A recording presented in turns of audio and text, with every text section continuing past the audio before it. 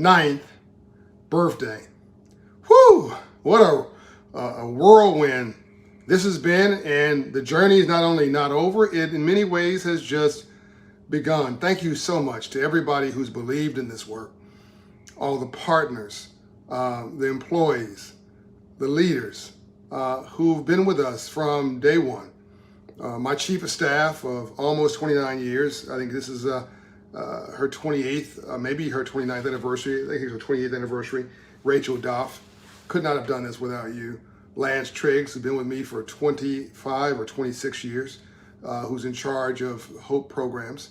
Mary, who's been with us for 24 years, president of Hope Partnerships. Lance is president of Hope Programs. Janae Roscoe, who left the President Clinton administration. There's Clinton Avenue right there, signed by President Clinton. I was honored to work with him when he left, when he was president, but more so when he left the presidency. And our first financial literacy program on the East Coast, on the ground in Harlem, with the Clinton Foundation. Janae Roscoe left the Clinton White House to come work with us, has been a game changer, helped us create and change federal policy 4 times. That includes financial literacy as federal policy. U.S. financial literacy is a policy of the U.S. federal government because of Operation Hope. That happened with the Bush administration. I believe it was after Hurricane Katrina. That was President Bush. I want to give him credit for that. I worked with Republican and Democratic presidents, by the way, 3 administrations, both parties. President Bush, President Obama for 2 terms. President Clinton also worked with him, and we've been honored by 5 presidential administrations going back to Ronald Reagan and Bush the father, and I've known 8 presidents through this work. All of this, the heroes and sheroes that make this organization work, the legacy leaders I mentioned, Elaine Hungenberg, who runs data, has been with us for about a decade. Kevin Boucher, who runs Hope Global Forums, been with us for, I think, half a dozen years. Newly minted leaders like Brian Betts, our president and chief financial officer, who feels like he's been with us forever. Jennifer, our new COO, and Jessica Bergeron, who runs 1 Million Black Business, who just came with us. And all of the heroes and sheroes that I have not mentioned by name, of the hundreds of folks who work for us and thousands of folks who partner with us.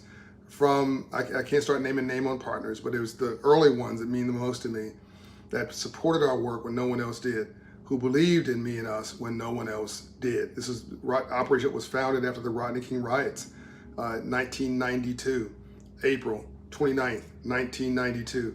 On May 5th, 1992, this organization was given formal legitimate roots when we did a banker's bus tour. You can Google search it online, the Operation Hope Bankers Bus Tour through South Central Los Angeles, where we basically said, you don't land where you've never been. People drove past inner cities on their way from their beach house or wherever they live to downtown LA, and drove right through but around inner city neighborhoods. They just didn't see the people there. They didn't understand their potential, that this was GDP, gross domestic product, and capacity waiting to be born. And so we at Operation Hope decided to do a banker's bus tour, to get some bankers on a bus and tour them through South Central LA, to let them see these are just like their neighbors, just like their friends and their children. That these, other than being a little darker in complexion, they have the same chutzpah, the same ambition, same aspiration as everybody else that they know, and the same desire to do well and do good and to uplift their own human potential, but they need someone to invest in them. So we found a pharmacy, Handler's Pharmacy, I think it was at 42nd Street in Western, that had been burned down, a black-owned pharmacy. It had been burned down because it was connected by a bearing wall to a Korean merchant, and there was a lot of merchants, unfortunately Korean merchants, whose stores were burned down during or damaged during this riot that came after the Rodney King verdict. People did not know how to act, so they acted out. Dr. King has once said that violence is the language of the unseen and the unheard. We're not endorsing it, but we're trying to explain it. I am on record as saying that no one should burn up their or destroy their own community.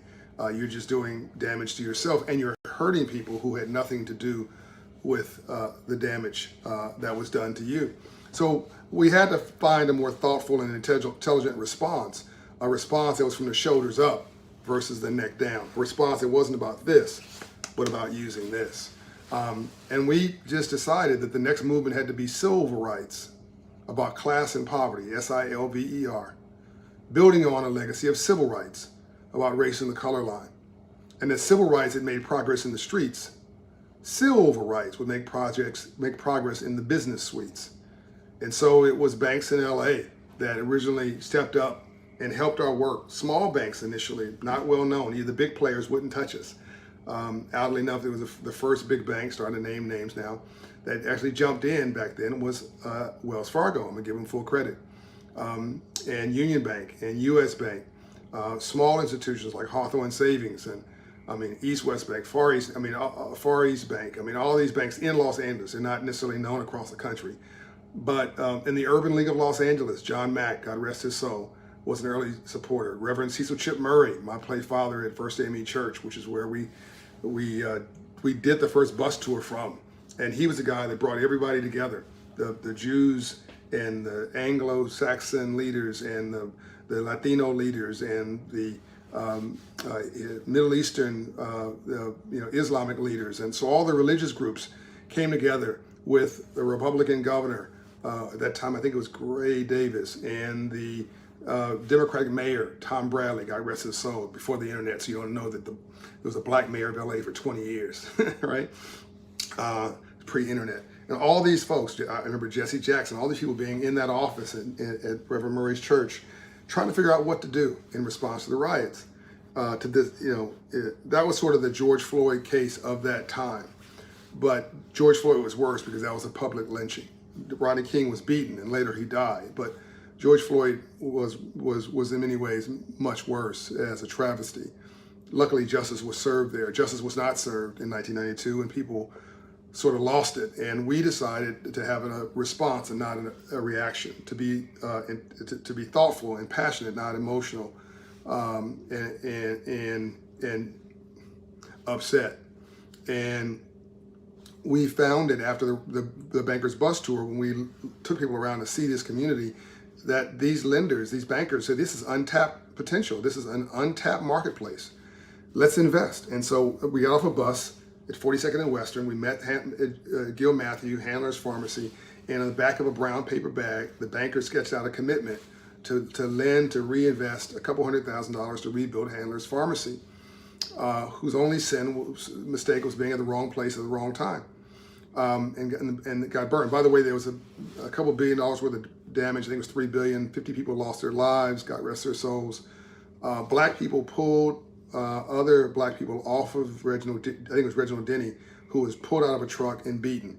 See, this is what we want our white brothers and sisters to do to protect us. Reginald Denny did not deserve to get beaten, and black folks pulled other black folks off of Reginald Denny and protected Reginald Denny, who was white, in that famous intersection where he was getting beaten to an inch of his life. Police were not there to protect Reginald Denny, but the community did protect him, irrespective of his race. The folks who beat him were wrong, and those who protected him were right. And both of them were black, but fair, but all were equal in God's sight. So you had blacks doing wrong, and you had blacks doing good. And we'd like to see whites who are doing good protecting us from whites doing wrong, then and now. There's so many lessons in what happened in the Rodney King riots, and the critical role Dr. Murray played, and Bishop Blake of West Angeles Church of God in Christ, Mark Riley Thomas, who was a city councilman, who is now on the county board of supervisors. All these heroes and sheroes. Diane Watson, who was a state senator, then a congressperson. Oh my God, all these people who played such a critical role. Sweet Alice Harris and Najee Ali in settling people down in South Central and creating hope and replacing hope in its place. So we rebuilt that pharmacy. Mr. Matthew actually didn't even use all of the money that was made available to him. And he got back into business, and the loan got paid off. It proved to the bankers that you could take a risk on the black community, on black business. which is why we're so serious about 1 Million Black Business Initiative today. And that founded and built Operation Hope. Now, people wrote me off when I did this. People said I was crazy, said it would never work. Literally laughed in my face. Laughed that I was doing a banker's bus tour through the community. Well, today, Operation Hope is 29 years old.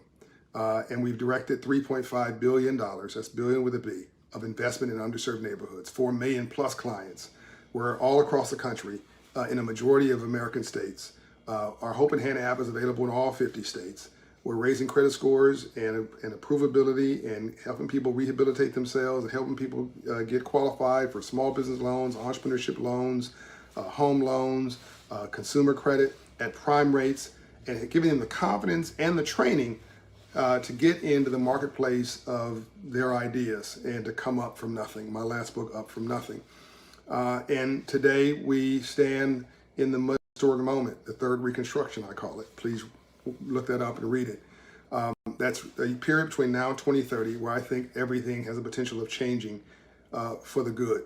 But we've got to be all in this together. We got to recognize that you can take no pleasure from the fact there's a hole in my end of our boat, right? We're all in this thing together. For all people, from our board of directors, thank you. Board of advisors, thank you. Our Hope financial coaches, thank you. The team members of senior management group that I didn't mention your name, please forgive me. Blame it on my head, not my heart. As you see, I'm not using a script.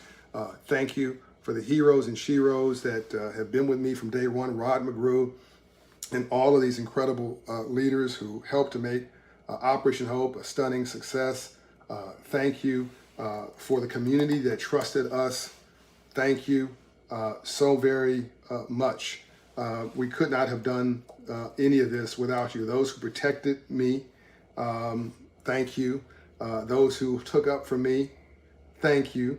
Those who cheered me on, thank you. Who invested in me early on, thank you. From Reverend Murray to Ambassador Andrew Young, Bishop Blake, now people like Bishop T.D. Jakes. I want to thank and commend my management team in particular today.